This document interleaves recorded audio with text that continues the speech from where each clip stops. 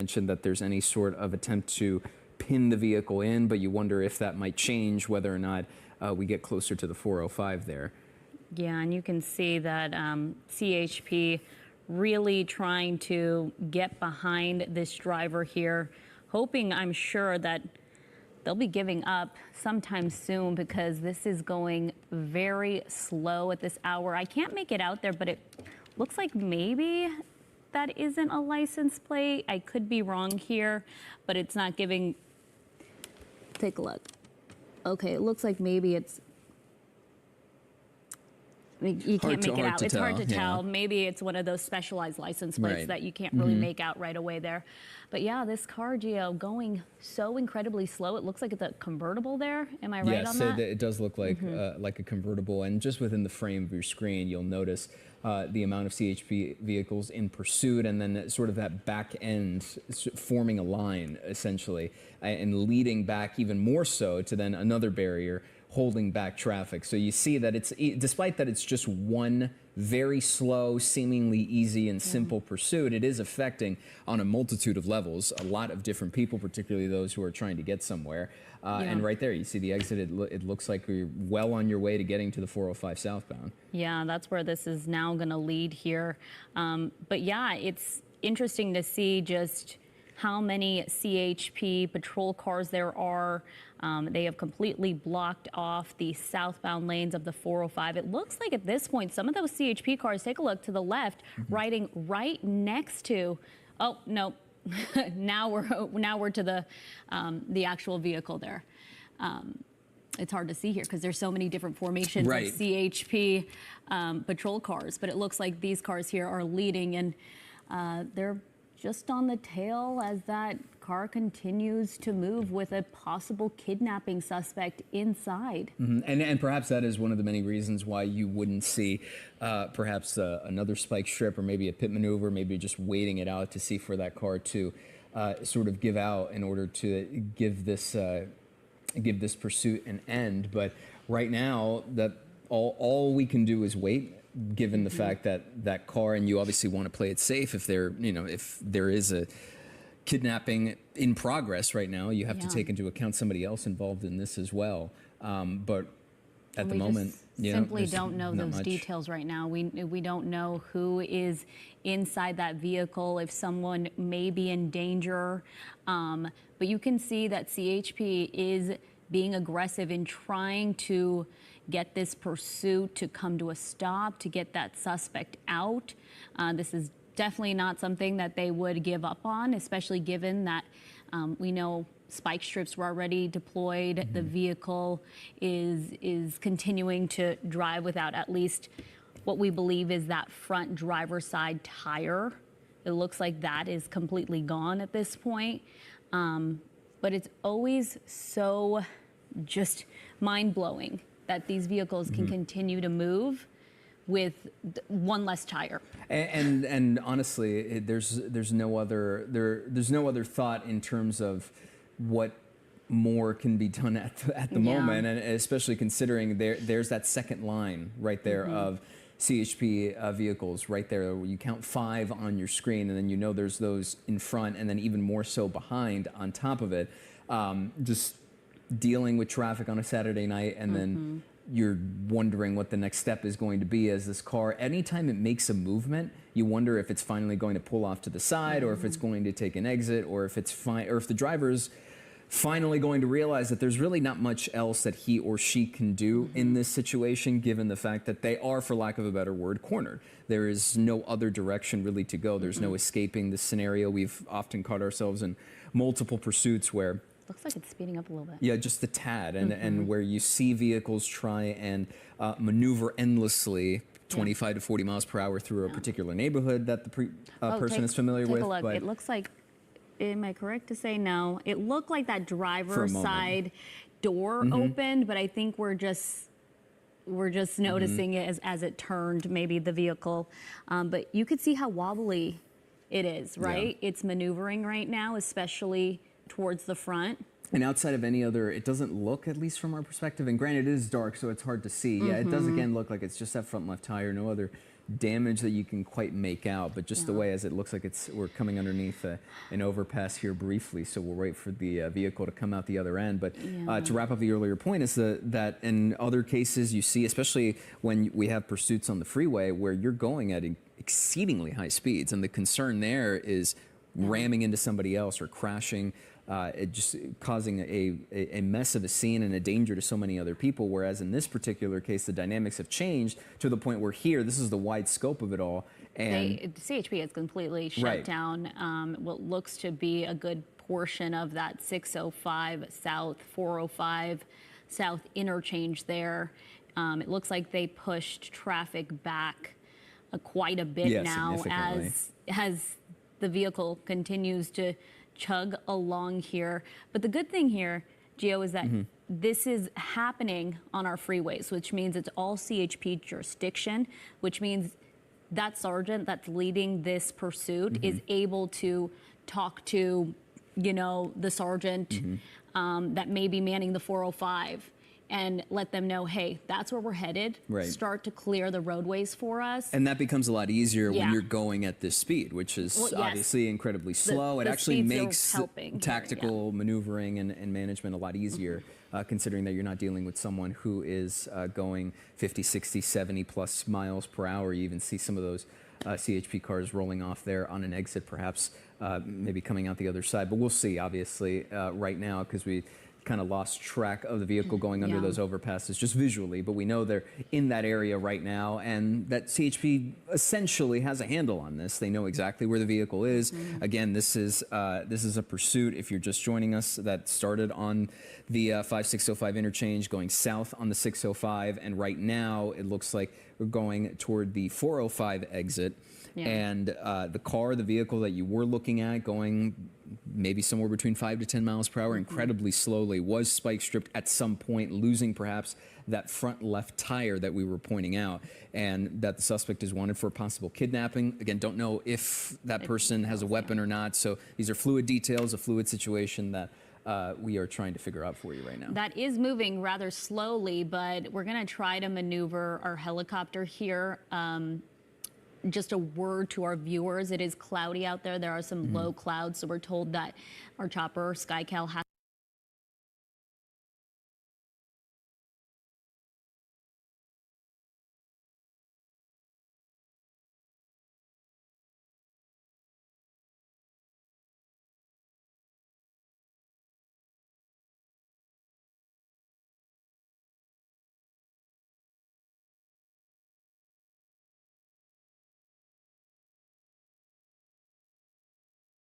those CHP vehicles, and it's right there. It's right there. We're going to go through this tunnel here, so it's going to be maybe quite a moment before we're able to see it come out the other end, because this thing is moving 5 miles per hour at this point. And one of the other questions here, if this is where that vehicle is about to come out of too, we've pointed out so far in the last 15 minutes how much traffic has been affected. That's been behind on the 605 right now. And as we transition here to the 405, and you were just noticing on the left side of your screen as the vehicle pops up right there in the center of your screen, there's even more traffic to consider. And of course, traffic is always top of our minds here in Southern California on any day of the week, particularly on a weekend night if you're trying to get somewhere. But here, would be my next question as to, okay, now you have this wave of traffic coming in on the left side of your screen and how that's going to affect. We'll see if CHP tries to wall this suspect off here to the side, but we're just going to have to wait and see. And they really do have to be careful because, again, we don't know the details of who may be in that vehicle. There may be someone inside, which is why we haven't seen a pit maneuver just yet. Slow speeds are better for those pits, but you know, that vehicle being only possibly running on 3 good tires, if not less, that could also play into why they are not deciding to make any more aggressive moves. But as you mentioned, Gio, they are moving to close off the 405 there as vehicles have to just get out the way. I'm sure wondering what is happening. If you're from Southern California, you know this is a pursuit. And typically these pursuits would be whizzing by you if you ever do get caught in these situations. But this one, of course, going incredibly slowly. But you saw those CHP vehicles start to shift over to the left. But there it is, the car. You very much see it wobbling right now. You can really see that front tire down to its rim. Take a look at that.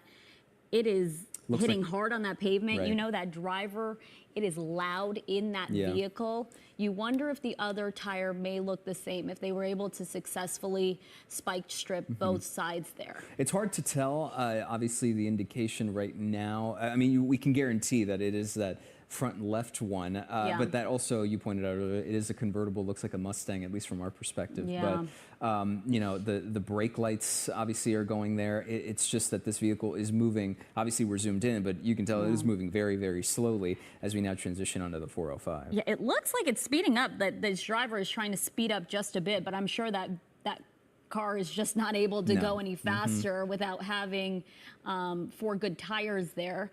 What I'm surprised is that we're not seeing any sparks at this point because it looked like a little spark there because you can see that rim is hitting the concrete, and if you're going, especially if you try to speed up 10, and you're 12 establishing even miles per hour, more friction, that's what ends up leading to all those potential fire, sparks, all of that, of course. But there's only so much you can do with a vehicle that is affected to this degree. Yeah, Gio, this is the first time we're getting a look at possibly inside that vehicle. You can make out a slight silhouette there. It's really hard to see given it's so dark in this area. But it looks like you can see at least, you know, the driver a bit, but you can't really make out anyone else at this point. No, and all we can tell so far about the vehicle, aside from it's a convertible, it looks like it's just simply a 2-door coupe. So there's not that much space inside one of those cars to begin with. So at most you might be able to have 1, if not 2 more people in there. But again, we don't know the exact number. We know it almost looks now as if it's slowing down even more so. But just as we zoom out here on the 405, you just notice how the response by CHP is significant. You're noticing 4 vehicles in your screen right now, but we can tell you from just the last 10-15 minutes, it is a lot more behind and a very significant response to this situation right now. Yeah, we're talking about what, a 6 to 10 lane freeway, the 405, depending on what area you're driving down. CHP has completely shut down traffic just to keep people safe and also try to get this pursuit to come to a stop, to come to an end there. And at this point, it is just not happening. And looks like the vehicle starts to slow down a bit as we're seeing it right now. And then occasionally, again, the way I describe it is just mind-blowing that it can keep going and they will start to speed up to about 12 to 14 miles per hour. And there's a traffic slowdown there on the 405 from what we were pointing out when the suspect made the transition from the 605 onto the 405, but you notice it there. Now backed up, and it's something that has been affecting a multitude of people now just in the last 15 to 20 minutes or so. And now you're looking back at the at the vehicle in pursuit right now. It's speeding up just a little bit again there. It's almost like in these short bursts it'll pick up before, and obviously it's hard to tell exactly what the driver is thinking, but given the situation and given the fact that it's just one tire at least that has been spiked, affecting the vehicle, you can only go so fast before you then start to lose even more control of the car. Yeah. Sparks start to come up from that tire, and then you're talking about a potential worse situation there if anything were to happen. But then the car starts to slow down just a little bit more as you take a look at it here, and you're caught in a cycle of what is a very slow pursuit, but one that we've noticed CHP be on top of the entire time because there's nowhere else for this person to go. That spotlight, you see it moving there just a little bit, has been on top of it the entire time. Yeah. And as we try to zoom in here to see if we can get a better look at the driver. It's hard to make out. You're seeing some sort of movement inside the vehicle, right? It looks like that driver is making some sort of movement with their hands, now speeding up to 20 miles per hour. When you have a tire on its rim, this is going to be very, very difficult for this driver to keep that steering wheel straight. I'm surprised, again, we're not seeing any more sparks, especially because they picked up so much speed. Again, this person wanted for possible kidnapping. Now, we don't know details on the situation of that kidnapping or where it may have occurred, but we do know that this pursuit started at the 605 interchange. And take a look, Gio, this person now trying to get off the side.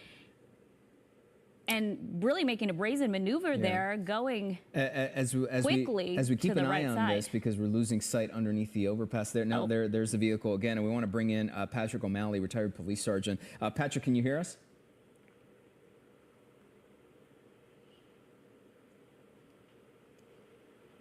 Okay, we're going to work on getting Patrick But here. in the meantime, you see now after that very quick maneuver by the suspect, all of a sudden now you're seeing CHP inch closer and closer to this vehicle. We're going to try to get Patrick O'Malley, retired sergeant, with us one more time. Patrick, can you hear us? Yes, Leslie, I can. Okay, thank you so much for joining us tonight as we continue to monitor this very slow-moving pursuit, but dangerous nonetheless. Are you hearing anything about what this suspect could have been involved in? We know possible kidnapping, but we're not getting any more details on that. No, that's all I'm hearing also. I haven't heard if it was an armed kidnapping. I haven't heard where the kidnapping victim is. I haven't heard anything else except what you guys are currently reporting right now. Given the situation now, obviously, Patrick, when we deal with pursuits, you're used to things flying 50 plus, 70 plus, 80 plus miles per hour, especially when it involves a freeway like we've been seeing here on the 605 and the 405. So what is typically the protocol, the sort of tactical plan when it comes to dealing a situation? Because if I was watching from home, I'd be thinking, why not try to cut off or corner a suspect that is moving so slowly? What tends to be the plan in a situation like this? Well, the biggest thing and what it could be, based on the number of units that are behind it and how they are treating it, is that it could be an armed kidnapping suspect. So when somebody is armed, the last thing you want them to be doing is looking back or directly in your direction. So if they were to do some type of pit maneuver, anything like that, it puts other officers in danger. So this is like a dream scenario for this type of pursuit. They have the vehicle almost completely disabled at a speed that nobody can get, injured in terms of the suspect or the victim or the officers. And then they will just get all of their resources ready, which is, it's been going on long enough where they're almost probably all there. And then they will ride this until the end, until the car is completely disabled, and handle it from there. It's pretty incredible, though, Sergeant, when these vehicles continue to move, even though they are at slow speeds. I know you said this is really the best scenario for CHP and law enforcement, but when we see this, I mean, it just blows my mind every time we see these vehicles that they're able to continue chugging along, and these pursuit suspects just aren't going to give up despite going 5 miles per hour. Yeah, and in this Yeah, on this vehicle, it's hard to say so far, but it looks like the rear wheel, at least on the driver's side, it still has air. So I think it's probably, if it's a Mustang, I can't really tell for sure. If it's a Mustang, then it's a rear-wheel drive vehicle. So, you know, all of its horsepower and everything is still coming from the rear end. So he's just pushing it and just riding on those rims. So, you know, until the rims disintegrate and everything falls apart, this car could just keep going at this speed for a while. And as we saw, you know, a minute ago, he got it up to about 25 again. So, you know, he could be just riding this out. He could be talking on the phone, calling, you know, people trying to get some help or whatever he needs to do. But, yeah, they got, as you saw, they had the freeway completely shut down. They'll probably shut down the other side if it comes to a halt. And then they just they have it in the perfect situation with nothing around it except police officers, and they'll handle it from there. Yeah, Patrick, we can tell you from our perspective, it certainly looked like a Mustang. When we zoomed in a little bit earlier, you could make out the logo and the icon there in the center of the vehicle. But to your point there about traffic, is that we've noticed it was stretching for miles. I mean, it seems like such a simple pursuit, and in a way, as you mentioned, it is, because you have everything in such a controlled fashion. But with traffic being backed up as well, it seems like you would rather obviously be in a situation like this if you had to, versus in other examples where we've seen pursuits happen in neighborhoods where someone will just keep driving 40 miles an hour through intersections, through red lights, etc., and just kind of keep it going. Whereas with this one, it's kind of an open, just wide open completely, and it almost looks, they're going, in fact, they're going so slow, it almost looks like they're at a complete stop. Yeah, this just makes all the decision making that much easier. You know, they're at this point, they're preparing for the termination of it, which could happen at any second, where in the other ones, you're making decisions, you know, based on what is the crime. Is the person armed? Are we going to continue this pursuit? Are the officers in danger? You know, is the citizens in danger? Where in this situation, it's just all about, they have the information in terms of the kidnapping. So they know if the person was armed. They know, you know, if the victim's in the car or if the victim's been dumped off. They have all the information. So that's what they're preparing all of their resources for. And as you can see, you know, right now, they just have the entire freeway with a wall on one side and all of their officers and then the suspects. So it's just a perfect situation, and they're just going to ride this out. They could be getting other resources depending on the crime. You know, they could be getting their SWAT teams in place and or to the scene and everything else. So it's all about safety. You know, it's all about safety for the suspect and the officers. Yeah, it truly is. And I know we're taking a wide look now, and it's incredible to see that wall of CHP officers there on the southbound lanes as they continue to follow this vehicle. But you can see plenty of people stopping, staring on northbound lanes and wondering what is happening. So it's going to affect traffic on both sides. But it's interesting, when we zoom up into the suspect's vehicle here, you can get a better look at just how damaged those two front tires are. And it looks like both, you can see the rubber just kind of flapping there. Almost more so now than it was before. And you can see the silhouette of that suspect. I haven't seen what looks to be anyone else inside, but again, you can't see the back seat there. It's really hard to make out the front, but take a look. We're zooming up and you really see that rubber just flapping as those rims are really grinding that cement. And for a pursuit suspect like this, Patrick, this would be really hard to navigate this vehicle, right? I can imagine just how loud this is. Well, yeah, and that's why he's barely moving, because the car is just barely being able to roll. He's down to the rims. You barely have any rubber left on him, and he's just riding out his last moments. Before he either has to get out and run, or he's just going to open the doors and give up. And so there's just so much room for everybody to work with. It looked like he tried to get off the freeway when he did that one maneuver, but he didn't even make it off and stayed on the slow lane. So, yeah, he's just rolling now to the final point where he'll stop, and then we'll just have to wait and see what happens. Well, Patrick, even to that point about a possible foot bail situation or an attempt at an escape, it seems like that is incredibly unlikely, almost impossible, given the fact of where they are right now in the middle of a freeway, and given the number of law enforcement vehicles in pursuit. In a way, it goes back to your even earlier point about how this is even made a little bit easier, because the likelihood of any attempt to jump out seems unlikely, unless I'm wrong. And please tell us. Yeah, Gio, you're right. The problem that we have is that the ideal situation would be to shut down all the other lanes of traffic also. Because, several pursuits that we've covered, you've seen where they jumped out and ran across traffic. So ideally, they would like to even slow down the other side of the freeway, the northbound side.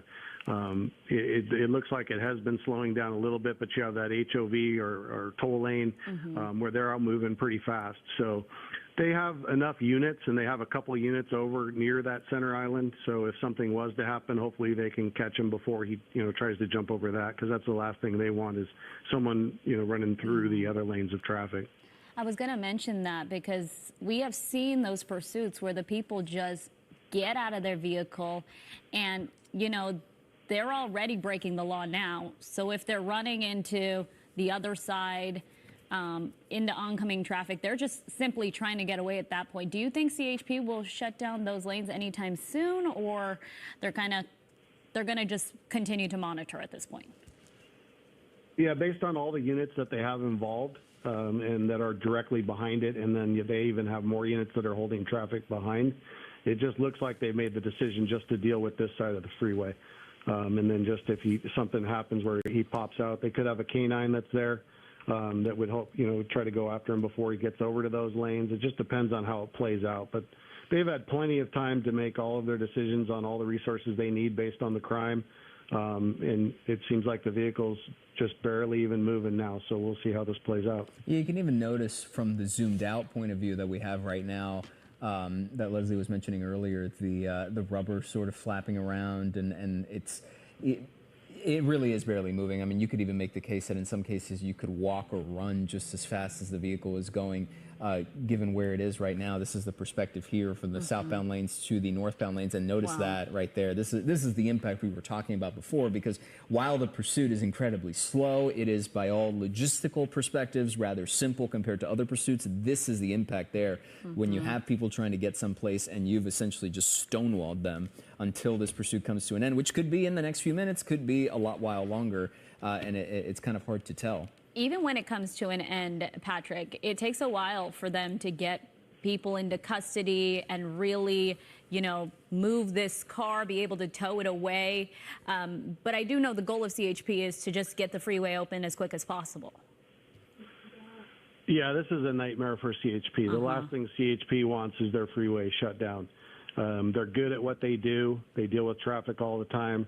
So in this situation, if there's nothing else going on, there's no shooting or nothing like that, they'll try to get this freeway cleared up as quick as possible and then get all that traffic moving. But the problem is, in this situation, if he decides to barricade himself and not come out, then they have to call SWAT teams and everything else, and this could go on until tomorrow morning. And everything's so unpredictable once it gets to this point. You just hope that he just steps out, gets taken into custody, they clear the freeway, and everybody can move on with their lives. But that's the unknown, and that's where in this situation, depending on the crime, and that's what we don't know. If this was an armed kidnapping, it's a very serious felony. And in that situation, and they could be calling in their SWAT teams now, and that would be what you would want in front of this would be some type of SWAT vehicle or Bearcat vehicle. So you have, an armored vehicle where they can pull in front of this and they can stop this pursuit now, and then everybody can handle it from there. But right now, you just want to be behind it where the suspect's looking forward. All he sees is an empty freeway, and all the officers have the advantages from behind with all of their lights and the whole freeway. Forgive me if this might seem like a silly question, but in terms of communication with the suspect, is there any attempt at that from this current perspective that we're looking at right now from CHP directly behind the suspect? Or is this something that is just a pure, we just wait until that person stops? I'm not entirely sure how it would work in this situation, but is there any attempt at trying to communicate with the suspect, or are you just waiting until it ends before even that sort of thought crosses their mind? It depends on what type of kidnapping it is. If it's a known suspect, then they would be trying to contact him the whole time. So they would try to get the phone number from family or, any but friends or whoever knows it, and then they would be between dispatch and the supervisors and watch commanders, they would be trying to contact him and trying to convince him to, just pull over and give up. And They would have crisis negotiators that could be involved also. So it really just depends. But sometimes, you have someone that pulls up and tries to kidnap somebody and you have no idea who they are. So this could be one of those, too, where they just have no idea who this guy is and they have no way to figure out how to contact him. Retired Police Sergeant Patrick O'Malley, we're going to keep you here on the line. I just want to get some of our viewers up to speed since we have hit the 8 o'clock hour here on KCAL News. If you're just joining us right now, we are currently monitoring this pursuit of a possible kidnapping suspect happening here on the 405 South, right near the 22. We know this started around 6:45, right on the 605 interchange. At some point, spike strips were deployed, and we know that the car has the front two tires definitely ran through those spike strips, but because you can see them down to the rim there, you can see a lot of the rubber from that tire just flapping around. But Gio, for the last, half hour or so, more than an hour, this car now has led CHP on a pursuit, and at some point going 5 miles an hour, and nothing has come to an end. This person has not decided to get out. If that's how fast they were even going, because we've vacillated between high-end speeds and potentially 20, 25, and then very quickly coming back down to this slow crawl. But on top of all those details Leslie was just giving out, it's also turned into what you noticed there on screen was a traffic incident as well, because despite the fact that this is a very slow pursuit, something that CHP seems to be very much on top of, with a light over top. You look at that right there. That is significant. Those are the southbound lanes of the 405 backed up significantly. And this was a pursuit that started on the 605, then transitioned here to the 405 in about the last 20 to 25 minutes or so. And the longer it goes, the more that's going to become an issue in terms of backing up even further and getting in people's way. So if you even had plans on jumping on there anytime soon, if you're still at home, that might be something to avoid in the very near future, because right now all of those lanes on the southbound 405 are shut off and shut down until this pursuit ends. So on top of all that, we continue to monitor the situation, and we also have retired Police Sergeant Patrick O'Malley on the line with us to fill us in, give us some more perspective, more details on what's going on here. And Patrick, as you were mentioning before, this is really just a waiting game right now, correct? Is this just something where it could end in the next 5 minutes, maybe the next 15, or even in a possible long case scenario, could go into tomorrow morning if it turns into something with the suspect there sort of waiting it in? Yeah, exactly. These aren't our most exciting pursuits. A lot of people like the exciting ones that have lots of drama and excitement, but this one looks like this is how it's going to play out. So this is, until it ends, it looks like he's going to be going 2 miles an hour, and we'll just wait and see if, the CHP or the police officers that are involved or the deputy sheriffs are getting other resources into place to make a different move. But, for now, they can just ride it out like this, and everybody stays safe, and it's just not as exciting as normal. Yeah, and, we know many of the times it's a sergeant making those calls. I'm sure you've called many of these pursuits in your career. But people watching this may be asking, why not a pit maneuver right now? Yeah, and that's exactly it. Everybody always says, well, why not just pull right in front of them? Why not block them off? A lot of police departments have policies that they can't ram a vehicle. They can use the pit maneuver, but they can't ram a vehicle. They can't get in front of a vehicle. It's basically due to the dangers that are involved. And in this situation, it seems so simple to put a car in front. But to put a car in front of this car, you have to have an officer inside of it, and then that brings them into the line of fire if this suspect was armed. So they just want to keep him facing forward. When you do a pit, all the officers that are trained in the pit maneuver, it takes 2, 3, 4 officers to do it correctly, because one hits the bumper and then they keep on going. The other officers, pull their vehicles up and conduct a felony traffic stop in whatever direction the vehicle is now facing. So in this situation, they want him facing away just in case this is an armed kidnapping suspect, and then they can, make their moves from there. We'll see. I mean, I see some officers that are pulling up now. There are some different types of vehicles, so they may have something a plan in place that they try to bring this to an end a little sooner than keeping this going at 2 miles an hour. So we'll just have to see. And one of the other things you were mentioning to us earlier, Patrick, was the fact that this allows officers a benefit of time and planning, because you're right in the sense that it's not, quote unquote, an exciting pursuit by typical standards here in Southern California. This is something that allows them to have a strong hold on the situation, because we've been able to maintain this vehicle even from SkyCal, from our chopper, incredibly easily. So I can only imagine with the number of law enforcement vehicles in pursuit, this has been a very manageable tactical situation for them. Yeah, for sure. And you have probably numerous police departments involved also with CHP, sheriff's departments as well. So whatever resources they need, they already have in place. So you'll have officers on the other side of the freeway that are in place just in case something ends up going on that side. You'll have officers that are already in place on the off ramps and the on ramps. We saw that you have the police helicopter up above, so you just have everything in place perfectly, and you got plenty of time to think about it and make changes, and then just let it play out from there. Yeah, and Patrick, we know that this suspect possibly involved in a kidnapping. Now, we don't know the details of that kidnapping, where the victim is, what happened to the victim. We are waiting to hear more from CHP, but does this give you any indication that this, every suspect that leads police on a pursuit is serious, but this just seems like, police may be thinking this person is extremely dangerous, maybe armed in some sort of way? It just, the amount of CHP officers is really making me question that. Yeah, for sure. And I don't know where this originated. I think it was Santa Fe Springs, which is LA County Sheriff's Department.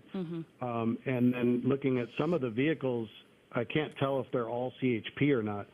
So it just depends. Usually, if it's CHP wants to handle it on their own. So the other departments will back off and just provide support. So this probably is all CHP since it is on the freeway, and I do see some of the CHP vehicles. So I'm seeing all CHP, but as you mentioned that, I do see, and I can't make out what city it may be from, but one of those vehicles said police, correct? Yes, it did. Okay. It stood out compared to the other ones. And right now we're maintaining an eye on the suspect's vehicle. They're getting a little dark, but otherwise you can easily point it out in the spotlight there over top as well. But to Leslie's point earlier, Patrick, it's the persistence. It's that's what I think is so striking to us so far, is the fact that that dichotomy of the fact that it's such a quote unquote easy pursuit to handle because the suspect is going so slow, and it makes managing it so easy, but also the question of, well, it is going so slow, so it feels like it should be over or under control right now. There's a friction there that I think is really interesting, and of course obviously concerning, given the fact that it's still ongoing despite a vehicle that a lot of people would consider is going incredibly slow. Well, yeah, and in normal pursuits, you know how adrenaline works, and a lot of these officers get very high on the adrenaline. They got to refer back to their training and their experience in the termination points of pursuits. That's something that they don't have a lot of adrenaline as this pursuit goes on, so they have to stay very aware and on their toes in terms of what the next step is going to be when he does jump out or something else changes, because it's been going on at 5 miles an hour or less for so long. It does get a little bit boring until you're getting to the end. So I just the way that it's playing out though with CHP involved, CHP does not like to have things drag on. So the last thing they want is a freeway that's completely shut down like this. So it just leads me to believe that there must be some type of weapon that's involved in this, or something where they don't want to end this with a pit maneuver. So that's why they're letting this ride out how they have been doing it for so long. Yeah, and that's, of course, as you've mentioned countless times, for the safety of the officers and the safety of maybe the other people there on the freeway on the other side. When you look at this, this vehicle looks like it's coming to a stop, but every time we think it is, the driver just keeps going, chugging along. But what would maybe be the next move once this does come to an end? Or I would think I should say, I'd- if the driver stops. Well, it's going to be the same thing they're doing now. So, especially if there's a weapon involved, if he comes to a complete stop, then it's going to be like some of the pursuits we've seen before, where they are just going to wait for him to come out. There's they have many other resources to force him out of the vehicle at that point in time. But when it gets to that point, their hope is that he just puts his hands up, opens the door, and exits the vehicle, and he's taken into custody.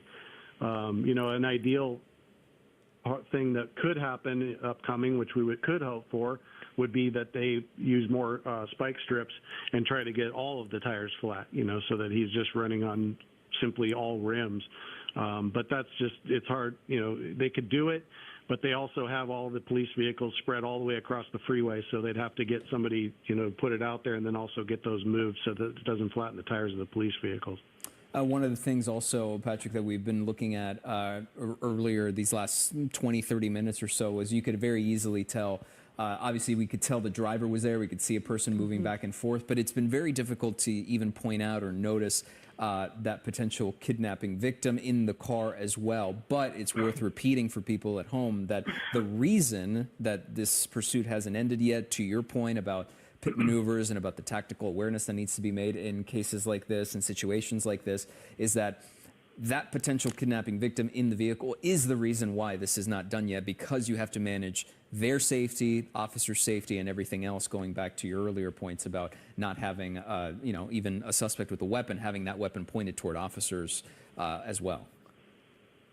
Yeah, that's exactly right. And I haven't been able to make any calls or get any other information in terms of what this kidnapping was. But exactly what you said, if you can just imagine, that there's some, child or some kidnapping victim that's inside this vehicle, or say it's even inside the trunk. There's all kinds of possibilities. So, that could be the other reason why they don't want to get this vehicle spun around or get it into some type of accident or end up in some type of big shooting. So, this is like we had talked about before. This is like a dream scenario to let run out until the vehicle will no longer move or it runs out of gas, and then they will move on to their next step in terms of taking the suspect into custody. Yeah, many times we see these vehicles continue to go. I know we've covered pursuits that will last hours, and it never matters how many tires are still functioning. The car will continue to move. But Patrick, I want to get to what kind of communication do you think CHP is able to currently have with this suspect right now?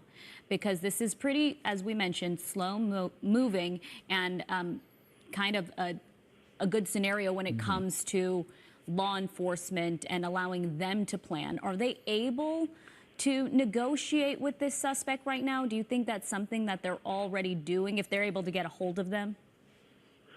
Yeah, that's the key. And it's entirely possible they've been talking to him this whole time, and that he's just, talking as he's driving and saying, no, he's not going to give up, and saying, whatever his next move is. Or it's possible that they have no idea who this guy is. The vehicle maybe, it might not have license plates on it for them to figure out where it's registered to and send officers there to talk to family and try to get information that way. There's just so many variables that are involved when you're trying to figure out who somebody is. Police have a lot of resources that they can use to try to figure that out. But it's just hard to say if this is some type of domestic situation, domestic kidnapping, or just some completely random kidnapping off some street corner. So it's really hard to say. But the thing is that it's almost 100% that all the officers involved and the police departments that are involved know exactly what happened in the original kidnapping, and that's how they're treating this situation, is based on those facts. And of course, are going to continue to keep an eye on this, as you are as well. Patrick O'Malley, retired police sergeant, giving us some time tonight. We want to pause you for a second because we want to shift the perspective a little bit here as we continue to monitor the situation, because it's turning into, or rather has turned into, a traffic nightmare as well. Yeah, many people stuck in this traffic right now, and our very own Michelle Julie is also stuck in that traffic. Michelle, can you hear me? Hey, Leslie. Hi, Gio.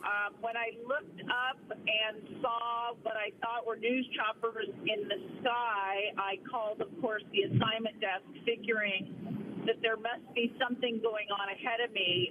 We had kind of traffic had ground to a halt there right at the 605 and the 405. And in fact, I was then notified about this slow pursuit happening ahead of me. So I'm, amongst hundreds of other drivers moving very, very slowly, like 2-3 miles an hour on the 405. Michelle, where are you on the 405 right now? So I just, within the last 60 seconds or so, I was in the fast track lane. So I was able now to divert onto the 22. So anybody's lucky enough to be in the fast track lane and able to get over, or for that matter, I guess you can, on the far right, you can get into the onto the 22. We are now free of the 405, the mess on the 405. So I just got on the 22 and it's smooth sailing. But the 405 is just red lights as far as you can see. And so I wasn't stuck in it too long, but for anybody who's right behind that pursuit, they are going to be in for a long haul tonight, it looks like. Yeah, Michelle, we were just, as you were mentioning that, SkyCal zoomed out and showed the incredibly long line of traffic, because what started off as just some congestion on the 605 before then getting on the 405 has now turned into something that would almost look like a live shot on a major holiday, on a major commute, on a Labor Day or Thanksgiving or Christmas. And in fact, it's a pursuit that's not typical, what you would typically think about here in Southern California, going 70 plus miles an hour. No, it's going at about 5, if not less than that right now. And I was pulling up the map as well while you were talking, and you were right. If you are fortunate enough to jump on the 22, you will be clear to go wherever you need to there. But otherwise, you are stuck for a significantly long amount of time there on the 405 while this is still going, and there doesn't seem to be any indication that it's ending anytime relatively soon. Michelle, before we let you go here, were you close enough at all to see how many CHP officers were there on the ground? No, I was too far back. But the other issue, of course, is everyone now is bailing, trying to get off the 405. So, say, Seal Beach Boulevard, all of those exits to get off the freeway and try and take surface streets are severely impacted. So not only do we have the issue on the freeway, but all those surface streets. But just to get back to that, I was so far back that I couldn't see any flashing lights. But when I looked on my map, I did see red for, a decent stretch of the freeway, but it didn't seem as bad, so I thought I'd get right past it. But then as soon as I found out that we're talking about a pursuit, the potential kidnapping suspect, I thought, oh boy, this is going to be a long one. Yeah, this is going to take a long time. And Michelle, being on the ground, you have reported on countless of pursuits. It's always just incredible to see these vehicles continue to chug along. We know this suspect has 2 front tires that are down to their rims, but not unusual, is it?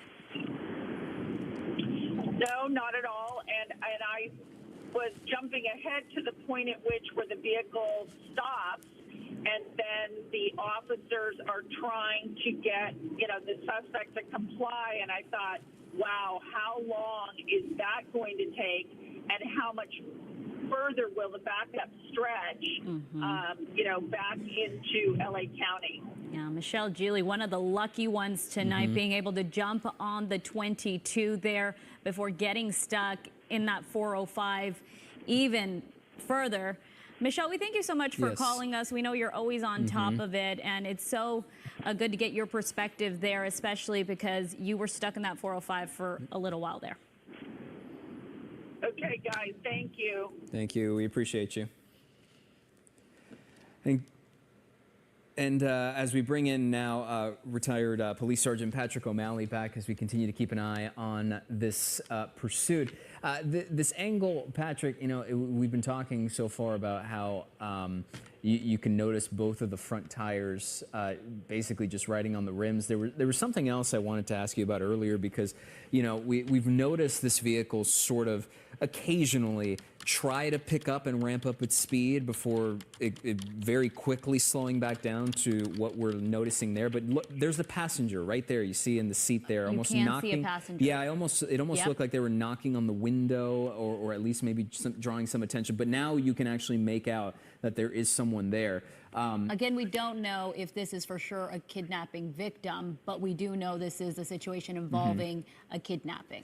But ultimately, the point here and the concern, at least from our perspective, Patrick, is the fact that, you know, we've seen other pursuits where a vehicle will lose a tire, or they'll be driving on their rims but still try to go at a significantly high speed, and then that's where the friction comes in. That's where the sparks come in, and we know what happens when you have friction like that. It develops a fire, and it could turn into a potentially even more disastrous situation. So, you know, on the one end here, it at least is positive that it maintains a slow speed, because that's naturally where my mind starts going to if they even try to attempt to pick up the pace and try to take off here. Yeah, and it is kind of odd that they're going this slow, because, you know, with the full air in both rear tires and this rear-wheel drive fast vehicle, he could be going much faster. So for whatever reason that he's going this slow, you know, we don't know. But, you know, with that, seeing that person in the passenger seat, I thought I saw someone in there before, but I wasn't sure. But that kind of explains, you know, the tactics that are being used right now, is just give the vehicle distance, let the vehicle ride out. You know, it's just so hard to tell what, you know, how they came across this kidnapping, if the victim called or pushed 911 on their cell phone, or if they tracked the cell phone, or, you know, all the different resources that are available. So yeah, and not to cut you off here, Patrick, but I do have an answer to that question you were posing there. Our assignment just let me know that a call to 911 came in around 6:45 p.m. tonight, and it was the kidnapping victim's family that called 911, stating this emergency. We know then that this pursuit started at the 5:05. Again, we don't for sure know if that is the kidnapping victim. We believe it possibly is, but how much does that then heighten a pursuit, and what moves CHP is going to make? Well, it just explains everything that we've been discussing. You know, when you look at everything that's been going on, it was kind of easy to guess, you know, that those were the facts, but, you know, we don't want to speculate also. But you could just tell by the way the police were treating this, you know, to have a freeway completely closed down with, you know, thousands of vehicles being blocked. CHP is taking their time with this one. And based on that, which if a family called, this could be some type of domestic kidnapping. So in that situation, then they know probably know the suspect's identity. They know his name. Obviously, now we have several cell phones that are in the car also. So, you know, there could be all kinds of communication going on. And if you bring a weapon into play also, you know, it makes it that much more complex. So that's why they're just going to let this ride out. And hopefully, if they're in communication with him, they can convince him to just, you know, turn off the car and step out, and then they can resolve whatever happened from there. Because a lot of times in, you know, domestic situations, it's not actual kidnappings, but sometimes it is. You know, sometimes they went willingly, and then they wanted to change the story, and, you know, because the family didn't like the other person, however it plays out. So that's this one. It's unknown, you know, who the two people are and the exact facts. But that's why the police are treating it this way, and they're just going to let it keep riding out. Yeah, right now that vehicle is going, you could easily argue, the slowest we've seen this entire, pardon me, this entire last hour or so since we've been keeping an eye on it here on air. You almost get a look at the license plate there as well, but, you know. It's like one of those very distinctive license plates, you know, maybe one of those specialized ones. Yeah, I think you're right. Though I mean, ultimately, it's hard just to make out. It is hard to make out, but even more so the fact that this car is just there's nothing you can do in terms of just anything other than what we've been seeing so far this evening, and that now we've been able to make out someone in the passenger seat. You know, the driver's right there, and it's just snailing along. It looks like that driver there is wearing either glasses or Yes. sunglasses. Notice some sort of, yeah, it looked like sunglasses, though, again, hard to tell from just a few minutes ago when I first noticed them as well. It does look like sunglasses there, but you can't really make out the passenger, although we do know there's someone sitting there. This has really it does really explain what we have seen, Patrick. But when you think about what maybe this person may be going through, you know, what a scary situation. Your family called 911 on your behalf. So you just wonder just how much danger is that person in? Yeah, and that's exactly it. Because if you look at this car also, I don't know, it looked maybe like a Nevada plate. So a lot of times rental cars have out-of-state plates. So, you know, did somebody pick up a rental car and then have the intentions of going to kidnap somebody? Wow. Those are all things that we will learn, you know, as the days roll on and the person is taken into custody. But yeah, I mean, if it's 100% legit kidnapping and the family called and, you know, the person was armed and took this person against their will, then, you know, this is a very, very serious situation. And that's why you see so many police officers behind it and why they just keep letting it roll out. Now you can see all of the spectators and everybody else that wants to be a part of it as well, which brings in other variables that, you know, you got to keep everybody safe, and the last thing you want is spectators or the looky-loos that could be injured. Well, and this is sort of the irony of a pursuit like this, as it looks like the vehicle, it looks like it's at a complete stop right now. If not the slowest moving we've ever seen it at this point. No, you're right. It's at a complete stop right now, It's a complete stop Gio. right now. So now you see officers exiting their vehicles right now and approaching the situation cautiously. It almost looks, and Leslie, please tell me if it looks like they have weapons drawn. It does, yeah. They have weapons drawn right now. It looks like maybe they're giving out commands, and that would be the case right now, right, Patrick? Yeah, so this is the termination point, or hopefully the final termination point, and then this is a felony traffic stop. And so this is how CHP and police officers are trained to conduct felony traffic stops, and this is where the supervisor on scene they'll have deadly force, they'll have non-lethal force, bean bags and other things like that. They probably have a canine. The police vehicle that is involved in this, I think, is a canine. So that's why he was there. And, yeah, I think it is because you can see it on the side of the door. So then that's what his vehicle is. So they have the dog there also. Yeah, so they'll just have everybody set up, and they'll start making their commands to exit the vehicle. And so far, it looks like the driver has his hands out of the vehicle, so hopefully this will end peacefully. Yeah, now open that driver's side door, and it looks like they're going to attempt to get out slowly, but you wonder if that is the passenger. The passenger's opening their door, but if that is the kidnapping victim, you know, police want to make sure both get out safely and take one into custody. Take a look. You can see what we believe maybe the driver. Yeah, who knows if there was a switch, but it looks like that is the suspect there exiting the vehicle, hands up in the air, and potentially the victim on the other side there. Looks like it's a female passenger. Here's the thing. That suspect is really walking a lot. He's now holding that victim, embracing that victim, hugging, well, I should take that back, hugging that woman there, the passenger. We don't know yet if it is the kidnapping victim, but take a look. It looks like they're now talking. Yeah. And he has his hands up. The driver does backward. have their hands up. Yeah. She's wiping her face right now. It almost seems like the significant emotion in this situation right now as she backs away from him. Looks like she's talking to someone on the phone as well. That may be law enforcement giving her commands on what to do. And an end to what has been an incredibly chaotic situation so far this last hour and a half. But to Patrick's point earlier, that this seems to be the final steps as we put a bow on what's been a very chaotic, crazy situation, a slow speed pursuit, now finally coming to an end here on the 405 as the suspect now seemingly stepping back, getting on the ground, and it looks like we have an end to this pursuit. Finally able to get that suspect into handcuffs. This is the moment CHP officers have been waiting for almost 2 hours now. And you can see it looks like they're not treating her as a suspect, so I can believe that maybe that is the kidnapping victim there. And you can see she's wiping away some tears. She's speaking to that CHP officer.